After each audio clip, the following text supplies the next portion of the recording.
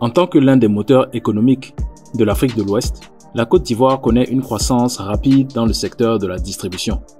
Au cours des dernières années, des enseignes internationales de renom ont fait leur entrée sur le marché ivoirien, apportant avec elles de nouvelles dynamiques et de la concurrence. Elles coexistent désormais avec les commerces locaux, formant un paysage commercial relativement diversifié. Prosuma, une de ces enseignes locales, réussit cependant à résister aux assauts de la concurrence et continue à dominer le marché de la grande distribution en Côte d'Ivoire. Quelles sont les raisons de ce succès? Est-il possible de le maintenir?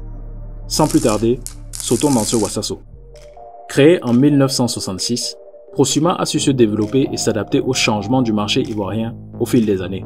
L'entreprise est aujourd'hui un pilier de la distribution dans le pays, avec un réseau de supermarchés, d'hypermarchés et de centres commerciaux. En observant l'histoire du développement de Prosuma, on peut mesurer l'influence significative de ses partenariats avec des alliés internationaux et la pertinence de l'innovation pour répondre efficacement aux exigences des consommateurs ivoiriens, en créant de nouvelles enseignes telles que Casino Mandarine et en s'étendant dans le domaine du e-commerce. L'un des principaux défis rencontrés par Prosuma a été la concurrence croissante des géants internationaux de la distribution, tels que Carrefour et Auchan. Le marché de la grande distribution ivoirienne s'est tendu. Pour faire face à cette concurrence, Prosuma a investi dans de nouveaux magasins, souvent en signant des partenariats stratégiques avec d'autres acteurs internationaux, étendu sa gamme de produits en proposant plus de qualité à des prix compétitifs et amélioré son service client en proposant des programmes de fidélisation pour ses consommateurs et en formant ses employés pour garantir un service de qualité et une connaissance approfondie des produits proposés. L'entreprise a également renforcé son identité locale en s'engageant dans des initiatives sociales et en soutenant des producteurs locaux, polissant ainsi son image et fortifiant sa présence dans l'esprit des consommateurs ivoiriens. De plus, Prosuma a misé sur l'innovation en adoptant les dernières tendances technologiques pour améliorer l'expérience d'achat de ses clients.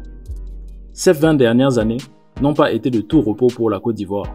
Le pays a traversé de nombreuses crises économiques et politiques qui ont eu un impact significatif sur toutes les entreprises du pays, dont Prosuma. Les conflits armés, les grèves, les dévaluations monétaires, la hausse des coûts d'importation et la baisse de la demande ont été autant de facteurs qui ont créé des défis pour l'entreprise. En 2011, lors de la crise post-électorale, Prosuma a subi d'importantes pertes de revenus. Pour faire face à cette situation, l'entreprise a décidé de se concentrer sur la réduction des coûts en établissant des partenariats avec des fournisseurs locaux pour réduire les coûts d'importation. L'entreprise a aussi optimisé sa gestion des stocks et renforcé la sécurité de ses magasins. En 2017, une grève de transporteurs a entravé la livraison des marchandises et a causé des perturbations dans la chaîne d'approvisionnement de Prosuma. Pour répondre à cette situation, l'entreprise a développé sa propre flotte de camions pour s'assurer que les livraisons seraient effectuées malgré les perturbations. Prosuma a également su faire face à la pandémie de 2020. Dans l'ensemble, malgré les nombreux défis économiques et politiques rencontrés par la Côte d'Ivoire, l'entreprise Prosuma a su naviguer ces situations en adoptant des stratégies innovantes et en s'adaptant aux conditions changeantes du marché, sortant toujours plus forte de ces situations.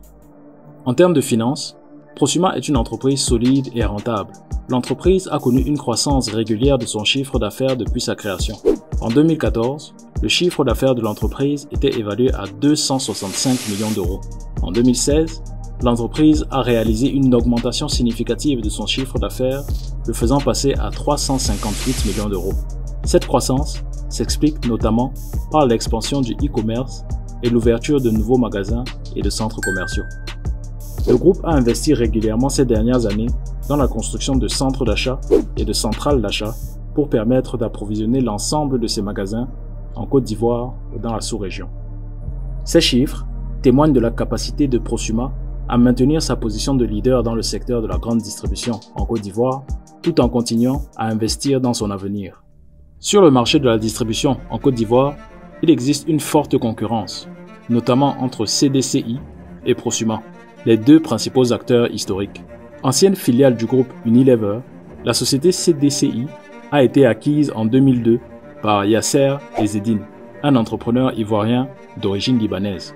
Prosuma, dirigé par l'homme d'affaires Abou Kassam, est le leader du marché, mais CDCI s'est imposé comme un concurrent sérieux. La concurrence entre les deux entreprises a conduit à une accélération des plans de développement et à une rénovation des magasins existants pour répondre aux attentes croissantes des consommateurs.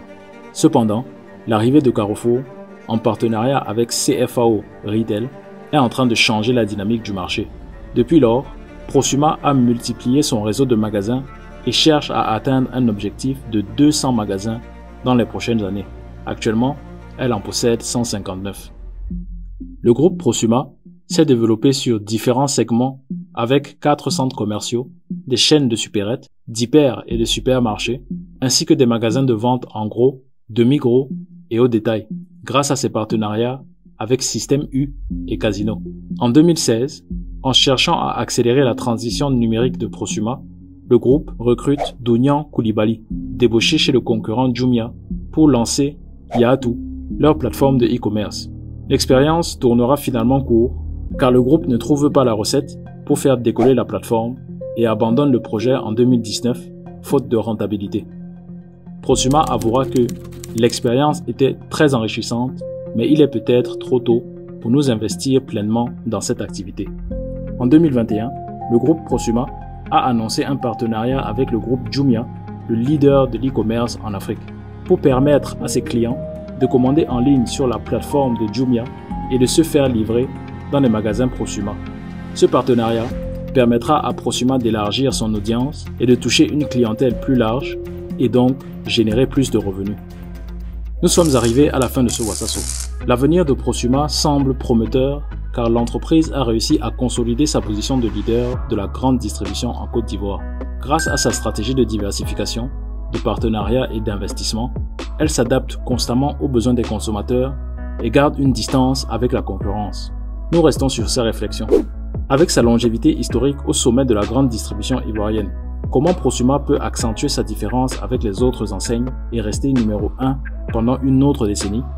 Rejoignez-moi et d'autres gens de notre communauté en devenant membre de la chaîne.